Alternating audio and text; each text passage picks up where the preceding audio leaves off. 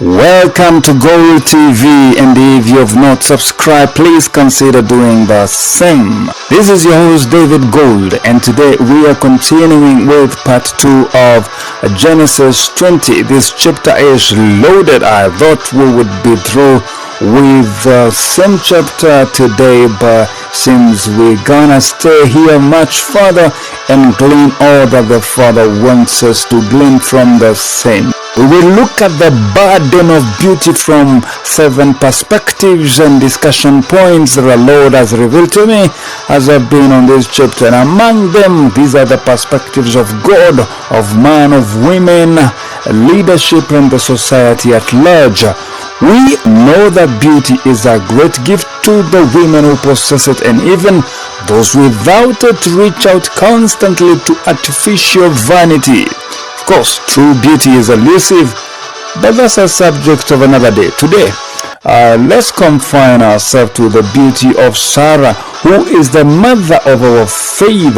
She's the foundation and the epitome of all that beauty is all about. I believe that Sarah towers even above Esther in the book of Esther as we go through this discussion point.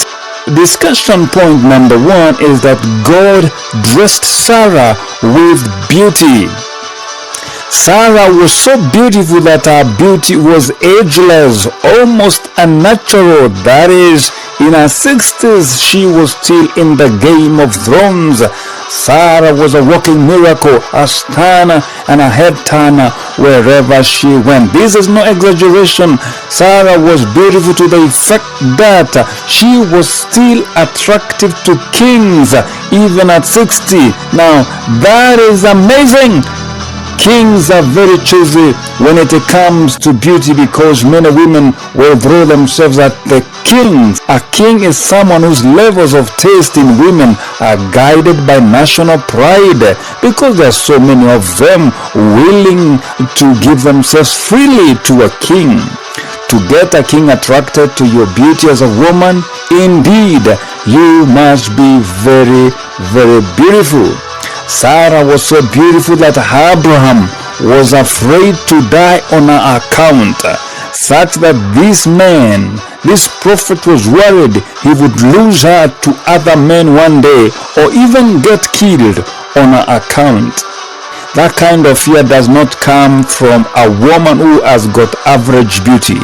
This is drop dead gorgeous, a woman that men can kill for. That's the kind of beauty we are talking about. Can you imagine a man, a husband, a prophet of God afraid, so much afraid that people will steal a wife and kill him?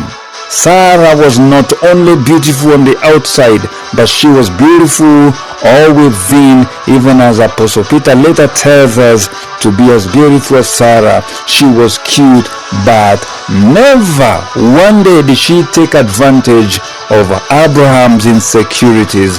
She called Abraham Lord, Master. God dressed Sarah with beauty. God is the author of beauty, but many women don't know how to handle great beauty. They soon corrupt it and it defiles them and takes many men to hell alone on the account of these beautiful women. Sarah's beauty became a weapon in the hands of God. He baited a king, and the entire palace repented and was blessed through the prayer of Abraham. May God weaponize our women's beauty such that God can use their beauty as a bait to get powerful and influential men, presidents and kings, and lead them to repentance along those who follow them.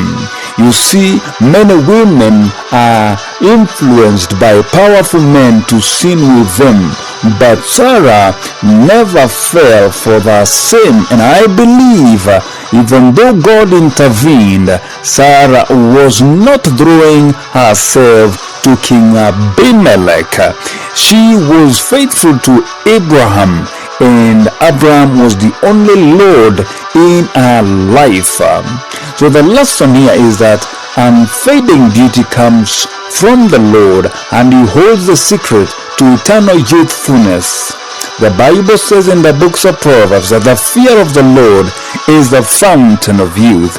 If you want to continually be beautiful as a woman, there is an elixir of life, and that is the fear of the Lord. That's a lotion you should apply, and that is the perfume, the fragrance you should use. Discussion point number 2 is that Abraham was distressed by Sarah's beauty.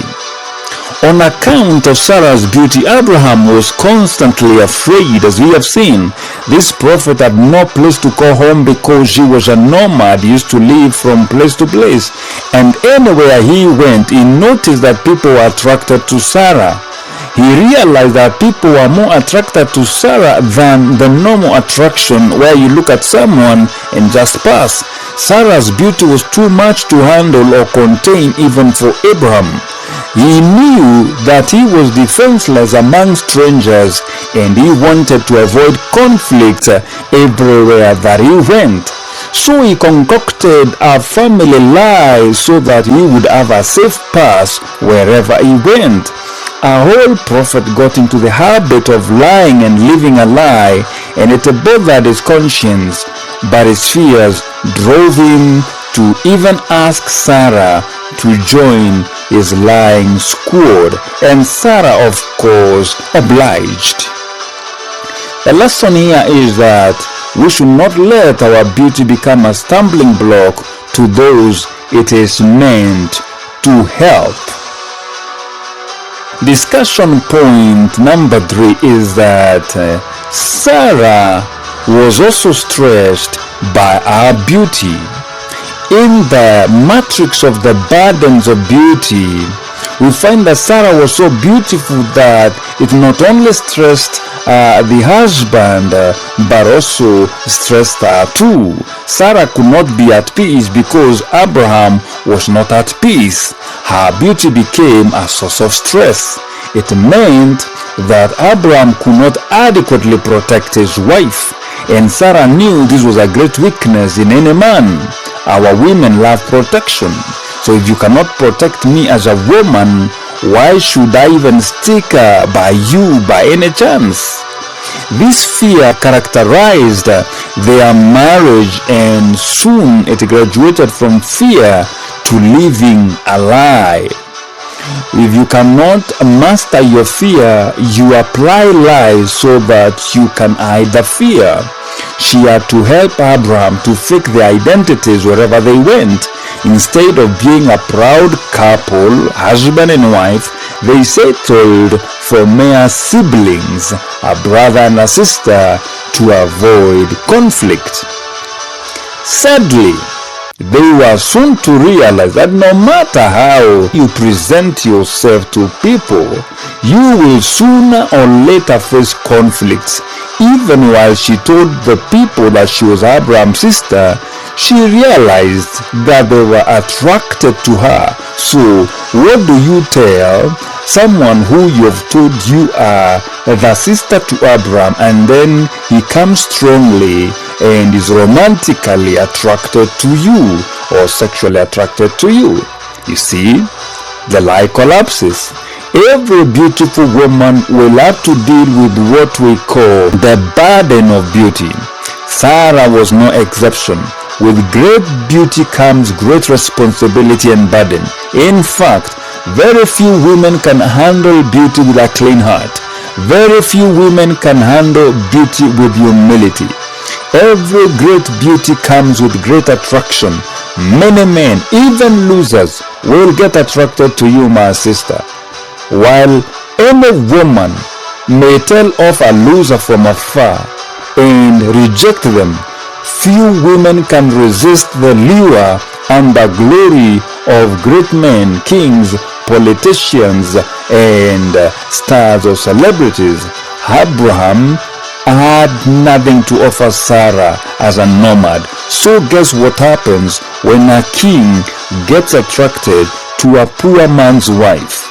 That is the trouble that Abraham faced while he was a sojourner on the earth. So a lesson here we can learn is that we need to commit our beauty to the Lord and let Him lead us to His highest purposes for ourselves.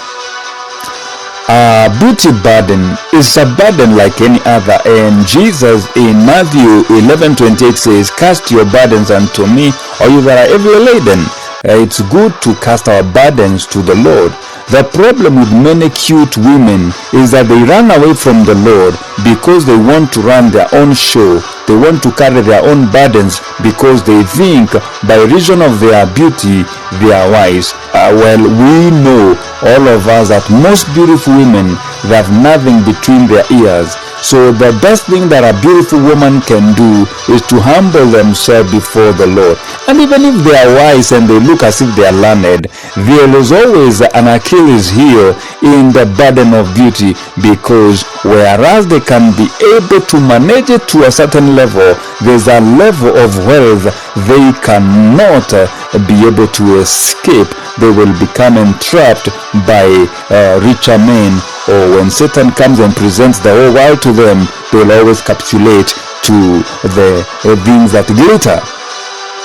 And discussion point number 4 is that Abimelech was impressed by Sarah's beauty. A rich king lastly meets Sarah and gets attracted to her. This is the way of lust, and few men can simply bypass great beauty. They want to sample it and conquer it. Kings were collectors of human trophies in the name of beautiful women. Without wasting time, King Abimelech married Sarah because, according to him, Sarah was single and free to mingle. The problem with the lie of Abraham. That's where the family lie ended, and Abraham was sleepless for days. I believe it is these sleepless days that attracted God into the affairs of Abraham, and he chose to intervene.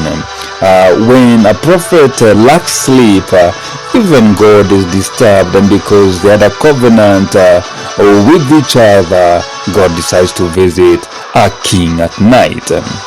So the lesson here is that do not let your beauty lead unsuspecting men into sin with you if you can avoid it. That is for our beautiful sisters out there.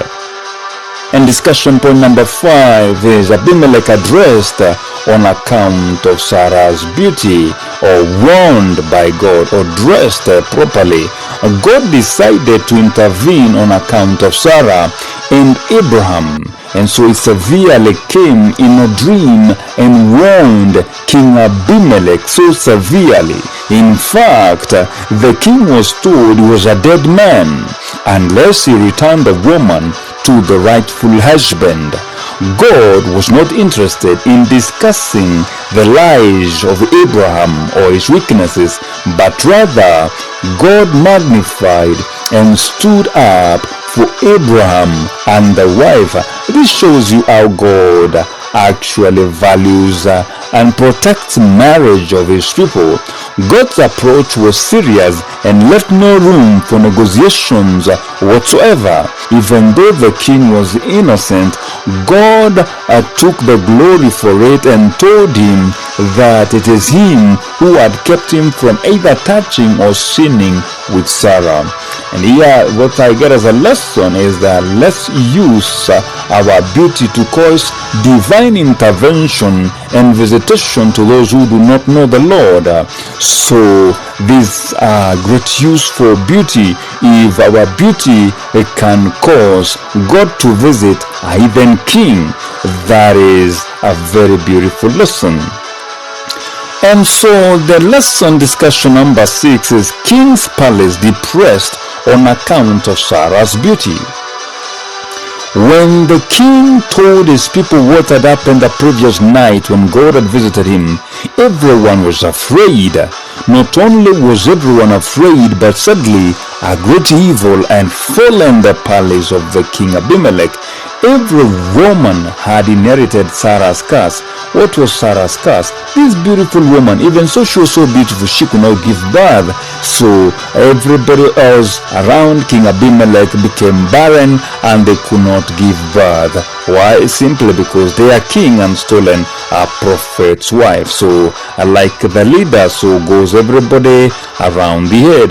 Even so, after the king humbled himself and returned or restored Abraham's wife, everything got okay, and the women of Abimelech got blessed, and the power of procreation was restored.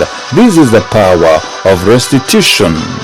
And I always say and warn our women that do not let your beauty become a curse to the society or the people you interact with, because it's very much possible to do so.